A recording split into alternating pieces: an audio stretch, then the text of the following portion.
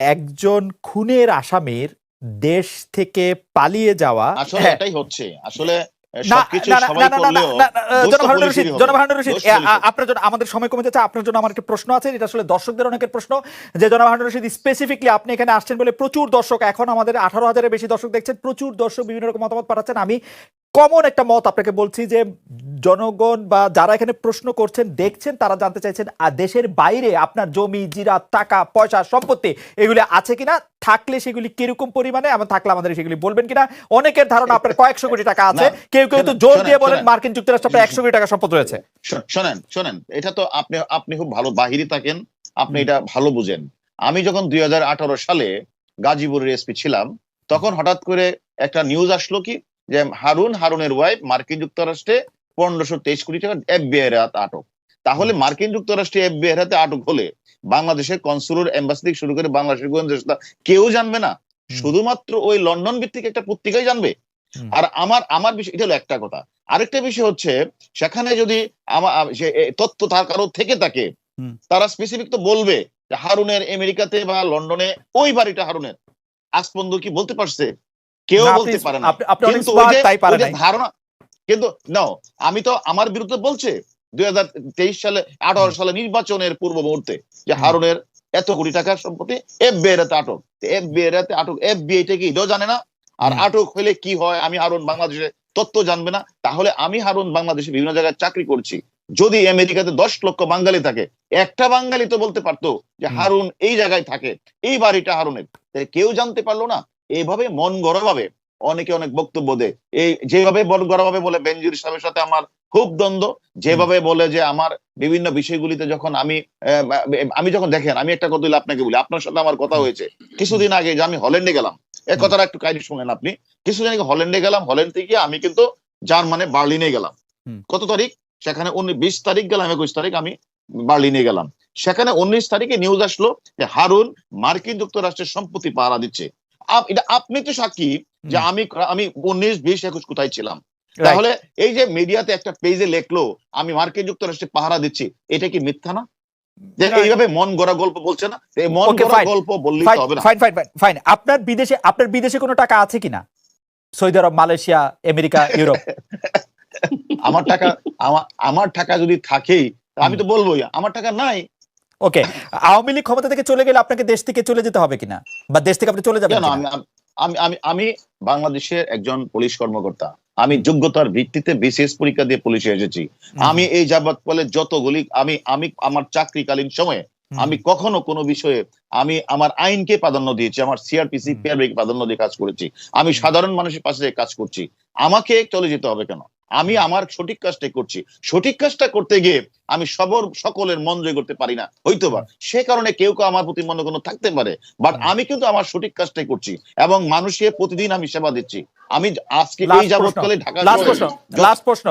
আমরা, মানে আমি বলে না, বাংলাদেশের মানুষ, কামাল ভাই সাক্ষী দিবেন যে বাংলাদেশের মানুষ, আপনি যখন এসপি তখন থেকে আপনাকে সবাই জানেন, সবাই চেনেন, সবাই অনেক ক্ষমতাধর মনে করেন। বাংলাদেশে অনেকে এসপি আছেন, আপনার ব্যাচেই হয়তো 300 জন ছিলেন, 300 জনের মধ্যে 200 জন এসপি হয়েছেন, তারপরও আরো অনেকে এই ডিআইজি হয়েছেন। আপনার নামটা আমরা সবচেয়ে বেশি শুনেছি কিনা, কামাল ভাই? আপনার কাছে কি মনে হয়, মানে আমি কি না, শুধু আমার ব্যাচের, এর এর হ্যাঁ, কি এই কারণ, কথাটা মানে আপনি সবচেয়ে এ- এ- সবচেয়ে পরিচিত, মানে আপনি পুলিশের মধ্যে লিওনেল মেসি, এর কারণ কি? আ- এই কারণটা হচ্ছে যে এটা And there একটা is no একটা কথা Ronaldo আপনি even. মনে, না না, আপনি আপনি একটা কথা, সবাই তো খালেদ মহিউদ্দিন হয় না, সবাই তো মাসুদ কামাল হয় না, সবাই হয় মাসুদ কামাল, সবাই খালেদ হুম, মহিউদ্দিন হয় না। তা আমি হারুন আজকে হুম, 2001 সাল থেকে আপনি যেটা হুম, বলেছেন, আমি হুম, কেন আলোচনায় আসি, আমি 2001 সালে চাকরি করতে আসলাম। হুম, আসার পরে আমি আমি আমি আমি হয়তো আমার ব্যক্তি জীবনে, আপনি জানেন আমি হুম, ছাত্র জীবনে সবাই কোনো না কোনো দল করতেই পারে, আমি একটা দলের সাথে সম্পৃক্ত ছিলাম। কিন্তু যখন আমি চাকরিতে আসলাম, আসার পরে আমার চাকরি থেকে আমাকে বিদায় করে দেওয়া হলো। আমার কি অপরাধ ছিল? আমি তো চাকরিটাই করতে পারলাম না। আমি 2008 সালে আবার চাকরিতে আসার পরে আমি ঢাকা শহরে যতগুলি গুরুত্বপূর্ণ ঘটনা আছে, প্রত্যেকটি ঘটনার সাথে কোনো না কোনো আমি কাজ করেছি। হুম, কাজ হুম, করার কারণে আমি বিভিন্ন জায়গায় আমি আমার অবস্থান পরিষ্কার করেছি।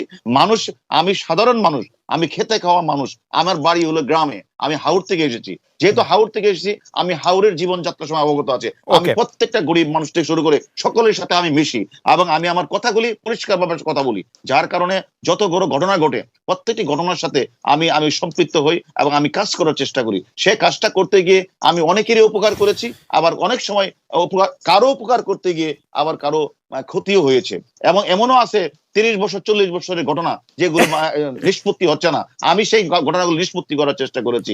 এমন সাবরিনা থেকে শুরু করে এমন শত শত ঘটনা আছে না যে আপনাকে ঘটনাগুলি আমি না কাজ আপনাকে করতে গিয়ে আমি সে কাজগুলি করেছি, এবং করার কারণে সকল মানুষ আমার পক্ষে তো থাকবে না। তাহলে যে কাজ করে না তার কোনো শত্রু নেই।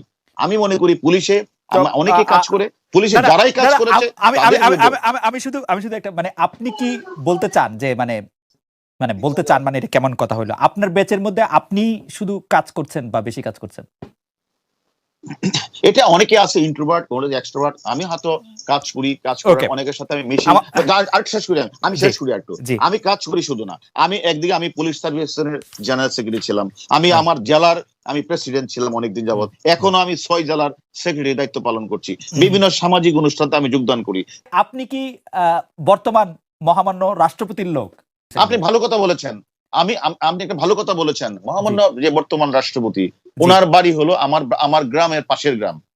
ওনাকে আমরা বারবার ভোট দিয়ে নির্বাচিত করি। উনি পাশে একজন এমপি, উনি আমার কাছে রাষ্ট্রপতি না, উনি আমার কাছে আমার একজন প্রতিবেশী, উনি আমার কাছে একজন এমপি, উনি আমার কাছে আমার অভিভাবক। সে অভিভাবক হিসাবে উনি আমাদেরকে চিনে, এই চিনাটা তো কোনো অপরাধ না। উনি আমাকে চিনে, আমাদেরকে এলাকার ওনার একজন ভোটার হিসাবে উনি আমাকে চিনেন, আমাদের বাড়ি ঘরের সবাইকে চিনেন। সেই হিসাবে যেটুকু, যদি একটা রাষ্ট্রপতির বাড়ি যদি রাজশাহী হতো, একটা রাষ্ট্রপতির বাড়ি যদি সিলেট হতো, সেটা আমার সাথে তো অয়েল কানেকশন হতো না। যেহেতু ওনার বাড়ি আমার পাশের গ্রাম, এখন উনি একজন বাংলাদেশের মহামান্য রাষ্ট্রপতি, উনি রাষ্ট্রপতি তো পরে হয়েছেন, কিন্তু উনি ওনার সাথে আমরা সবসময় এমপি নির্বাচন শুরু করে সবসময় ছিলাম।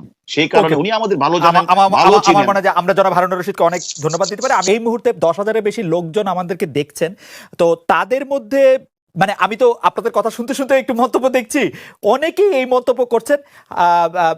জনাব হারুনুর রশিদ আর আমি একই সঙ্গে বিশ্ববিদ্যালয়ে পড়েছি, আমরা একই সঙ্গে কিছুদিন সরকারি চাকরি করেছি, আমি ফিরে এসেছি। সুতরাং হারুনুর রশিদ আমার এক ধরনের বন্ধুও বটেন। সেই জায়গা থেকে আমি আসলে স্বাধীনতা নিয়ে জনাব মোহাম্মদ হারুনুর রশিদ আপনাকে এই প্রশ্নটি আমি করতেই চাই। সাবেক পুলিশ প্রধান জনাব বেনজির আহমেদের সাথে আপনার পার্সোনাল দ্বন্দ্বের কথা পাবলিক পারসেপশনে এসেছে। যে সাবেক পুলিশ প্রধান জনাব বেনজির আহমেদের টাকা বা বেনজির আহমেদের জোগাড় করে দেওয়া টাকা নিয়ে আসলে দুবাইতে এই ব্যবসা হচ্ছে কিনা সেটি নিয়ে প্রশ্ন এসেছে। আপনি ডিবি প্রধান হওয়ার পরে এই বিষয়টিকে আপনি তুলেছেন এবং আপনার মাধ্যমেই আসলে মিডিয়া এই কথাগুলি পেয়েছে, যেটিকে আমরা আইন শৃঙ্খলা রক্ষাকারী বাহিনীর একটি সূত্র বলছে পুলিশের সাবেক একজন ঊর্ধ্বতন কর্মকর্তার টাকায় দুবাইয়ে সোনার ব্যবসা শুরু করেন রবিউল ইসলাম। আপনি যদি মানে কামাল ভাই প্রশ্নটি তুলেছেন, আমি একটু পরিষ্কার করে বললাম, আপনি যদি একটু বলেন। কামাল ভাই যে কথাগুলি বলেছেন সে একটা বলতেছেন ধারণাগত কথা বলেছেন। আসলে কারোর সম্পর্কে বলতে গেলে একটা পারফেক্ট একটা পরিপূর্ণ একটা তত্ত্ব নিয়ে বললেই ভালো হতো। আরেকটা কথা আপনাকে পরিষ্কার বলি, আমাদের যে কথাটি আপনি এখন প্রশ্নটা করেছেন, আমি একটা ক্ষুদ্র মানুষ। আমি যখন ডিসি তেজগাঁ এসপি, তখন বেনজির সাহেব হলো ইন্সপেক্টর জেনারেল পুলিশ। তখন আমিও দেখেছি যে বিভিন্ন বাহির থেকে বিভিন্ন নাগরিক পেজ বিভিন্ন জায়গা থেকে তারা বলতো এটা আসলে এক ধরনের গল্প, যে গল্পটা পুলিশের সাথে পুলিশের কথা বললে বেশি মানুষ দেখবে